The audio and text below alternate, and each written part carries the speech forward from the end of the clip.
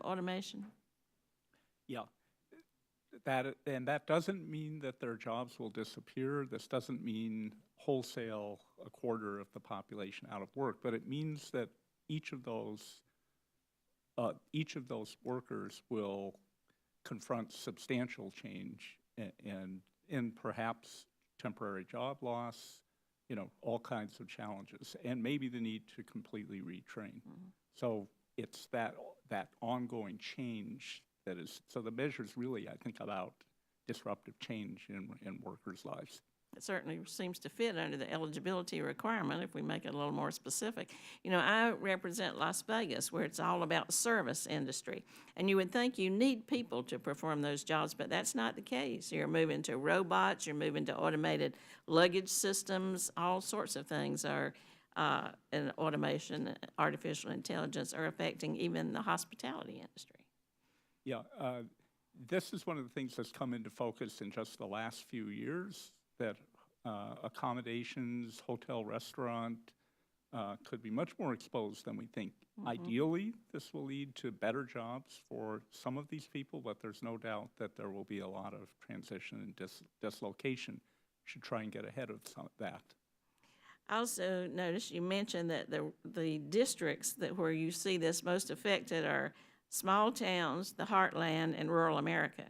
That tends to kind of correlate with red districts politically, so that would make it easier for us to work across the aisle to try to shore up some of these projects for the EDA, because it's not just big cities or Las Vegas losing jobs, it's those kind of areas too that will be greatly affected by automation. I would say, that this, though, does cross across all kinds of lines, and that what you say is somewhat true, but it's also true that there are a lot of blue places that will be affected as well. Another telling thing is recent opinion polling is showing, though, equal degrees of concern across that line of party.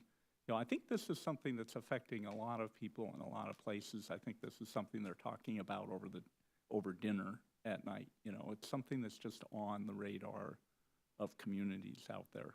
If we were to expand the eligibility of the Economic Development Administration to include problems caused by automation, what would just give us kind of an example of a scenario of a situation where somebody might apply for a grant, and what would that grant be to do? Well, first, right off, these are the results of capital investments. It's not that different from things that the agency is already looking at. It's not unlike a plant closure. Usually, it is the result of a defined investment. So this could be identified. And certainly at the local level, there are places. It's easily you could also use the occupational categories to declare particular occupations at risk. I think that is another way to think about it. Can you help us define that if we want to put that in the reauthorization? Pardon? Can you help work with us to define that and make it more specific if we want to put that in the reauthorization? Absolutely. One of the strengths is there's now a growing body of work that is pointing in similar directions, not just from Brookings, but others. And this is a researchable topic. So there's now a good body of research that is pointing in similar directions at a very specific level for particular occupations. So, thank you. Mr. Miller, of the $191 million that has been allocated for Puerto Rico, they've only gotten about $20 million.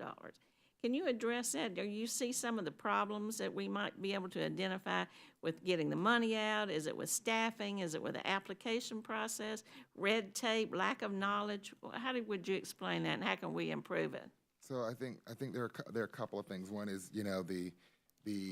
whenever these kind of disasters hit, the idea of getting money, there's a pressure to get money out quickly, and I think it really has to be, in some respects, staged in order to actually have the impacts and be as strategic as possible. So I think that's a delicate dance between, how quickly the money's dispersed and how it's dispersed. I would say, there was a lot of, there was a lot in that question. I think one of the things is that we see that there is tremendous momentum in Puerto Rico. When I look at at the situation on the ground in Puerto Rico, when I look at it in New Orleans, and when I look at it in Detroit, all markets that received EDA funding, I wouldn't say that Puerto Rico is more challenged in terms of how they're dispersing that than other markets. I think the reality is that there are a variety of challenges that have to be confronted, and so they're really trying to figure out how to do it. And there's been major motion to kind of make it much more effective. So, for example, the establishment of Invest Puerto Rico as the economic development agency, taking away the bureaucracy and the thing around how companies are brought to the island, is a major step in the right direction. There's the Green Energy Act that just passed. There is the Opportunity Zone. So there's a variety of things that have been done that have kind of moved us down a path.